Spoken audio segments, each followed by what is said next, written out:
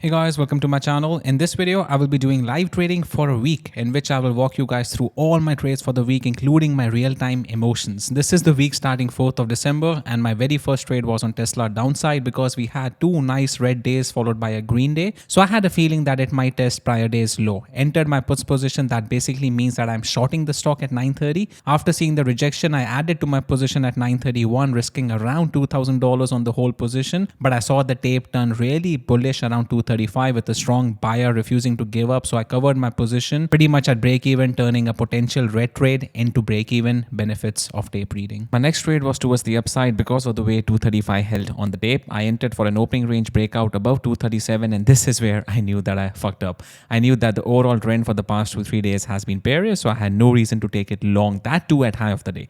A good long position would have been near 235 at the hold of that level, but I chased it and on the very next candle it dropped against me. I was down about $3,000 unrealized on this trade, but I adjusted my stop loss to a hold under 235. My initial stop loss in this case was around $2,000, so it blew past my stop, but I decided to give it leeway until 235 because I knew we had a big buyer at 235. And this is where thinking on your feet helps, because my valuation of risking $1,000 more above my initial stop loss on this trade helped me cover this position for break even. In this case, most traders see it as holding your loser, but what I see it as is that my exit was on point. My stop should have been 235, so my exit was A+, but rather my entry was really bad. After taking a bad entry, I was able to manage my position nicely. So yeah, really bad entry, good stop loss and good exit. As expected, it bounced from 235 and I got a second chance to exit my position, which I did for another break-even trade. Overall down $150 on this day, mostly on commissions, after which I decided to call it a day because I knew that my emotions are going to be all over the place after that last trade. The next day I was watching Tesla for a breakdown under 234 for downside. If it holds under the prior day close, it pushed right into the prior day close. That is the bold dotted line on the chart, on the 1-minute chart.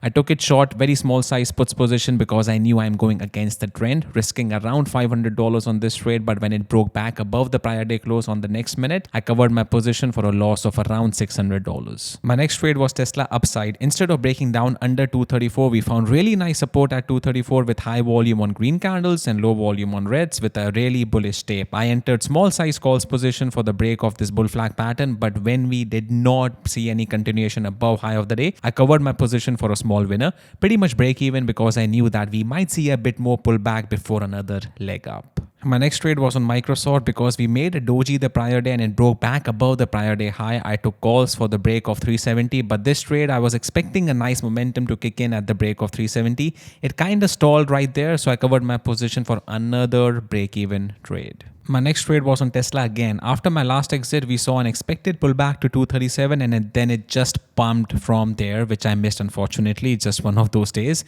On this pullback to 241.5, I saw a big buyer trying to hold this zone, so I took my calls position. Quick scalp for high of the day, risking around $300 to $400 on this trade. Exited my position at high of the day for a small winner, pretty much 1-to-1 risk to reward, as I did not like this doji on the 5-minute chart. My last trade on this day was on NVDA. Overall, a pretty shitty day with a bunch of break-even trade, but you guys can see that I have been progressively reducing my position sizing on the last trade on Tesla and NVDA because both these stocks were extended and they already moved the ATR for the day. On this NVDA trade, I was looking for a break and retest strategy because it broke back above the prior day's high and 2 days ago low, which was stacked around $461 to $462 level. I took it for the break of this bull flag pattern. After a few minutes of consolidation, I only took 10 contracts. I covered this position for another 1-to-1 risk to reward trade, barely making 10% on this trade. Overall, a shitty day for me with a bunch of break-even trades. I missed out on a few good opportunities. Nvidia was nice towards the upside. Tesla was nice towards the upside, but this sometimes happens. Yesterday, I was down $150. Today, I'm up $38 after being down $600 off the open. So not the best start to the week, but let's see what happens next. And actually, the next day, I did not take any positions on 6th of December. And this is what I posted in the Discord group on 5th of December after making $38. I posted that I can feel that I have gone a bit defensive in December. Just a fucking psychological barrier because statistically, December has been my worst PNL month. Will be mindful of it starting tomorrow. In total, I have made of like $9,000 in all December since 2020. That means December 2020 plus 21 plus 22, total of $9,000. So I think that is in the back of my mind, and I'm trading not to make money, but rather I'm trading not to lose money. After 2 break-even days and not taking any positions on Wednesday, I came in Thursday with a fresh state of mind and actually a bit of aggression. Being aggressive is sometimes good in the market because scared money doesn't make money, but also being too aggressive leads to disaster. But I knew that I'm playing very, very defensive in December, so I need a bit of aggression. And that's the exact mental barrier, mental battle you got to deal with every single day as a day trader. And fortunately, on Thursday, I found a really good A+ setup on Google. On this day, actually, we were trading on the voice chat. You guys can see the microphone in front of me. And I mentioned this trade to our Discord members that Google looks like an A+ setup because it's gapping up on news. We had an AI news on this stock. It's gapping up above a major resistance turned into support zone, that is 135. So I mentioned this play that if we dip under 135 and if we see strong buying on the tape around 135, I want to enter my calls position. I want to take it towards the upside. So on this trade, I entered 136 calls. I entered 100 contracts because they were really cheap. My total investment was around $8,000 on this trade. And in a few seconds, within a matter of 20 to 30 seconds, the premiums are already up around 60 to 70% on this trade.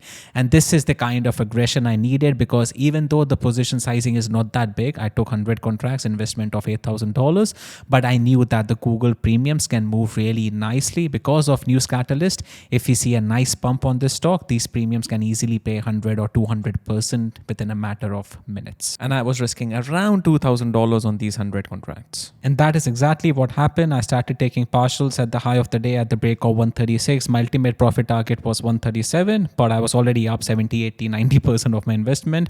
And you guys can see me having fun time, laughing and having a chat with our Discord members. In the next few minutes, Google reached my profit target of 137. I was still holding 20 of my contracts, but while I was holding this trade, I saw Tesla having a nice push down under 240. I was also watching this stock for a rejection of 242, 242.5 zone for a breakdown under 240. I mentioned this trade on the voice chat, an entry around 241.5, but unfortunately, I was not able to take that entry because I don't like holding two positions at the same time. But because by this time, I was already out majority of my position on Google, I executed on Tesla for the breakdown under 240 and I started taking my partials around 237, 236.5 when it started to hold this zone on the tape. I was actually holding 50% of my position to see a breakdown towards 235, which obviously did not happen. My stop loss was the break back about 239 for the remaining 50% of my position. When it closed and when it pushed back towards 239, I covered my whole position, overall ending the day with $11,000 in the green. I made approximately $8,000 on Google and approximately $3,000 on Tesla. At one point of time on Tesla, I was up $6,000, but because my 50% of the position went to break even, I'm ending the day with $11,000 in the green. Really awesome day. My last trade of the week was on Friday on Tesla again. Tesla closed like a bullish doji on the one-day chart yesterday after the sell-off we caught. So I was watching it for a push above 240 for a move towards 243 and 244. I traded the next week expiry contracts because I don't like trading 0 day to expiry, 0 DTE, same day expiry. It's just very hard to manage a risk on those contracts. The move on the third minute was so aggressive about 240 that at first I did not get filled, but when I did, I got filled more contracts than I wanted. I wanted to take 20 contracts each of 245 and 247.5 calls, but because I got filled 40 contracts of 245, I just decided to cover that position for a small green and I held the remaining 247.5 calls until it reached my profit target of 243. After that trade, I decided to call it for the day with $2,000 in the green, overall ending the week with $13,000 in the green. I'm trying this new format out, so whether I stick to it or not depends on the response I get on this video. So if you like this video, make sure to give it a thumbs up and comment down below your favorite part of this video. And if you are new, subscribe to my channel.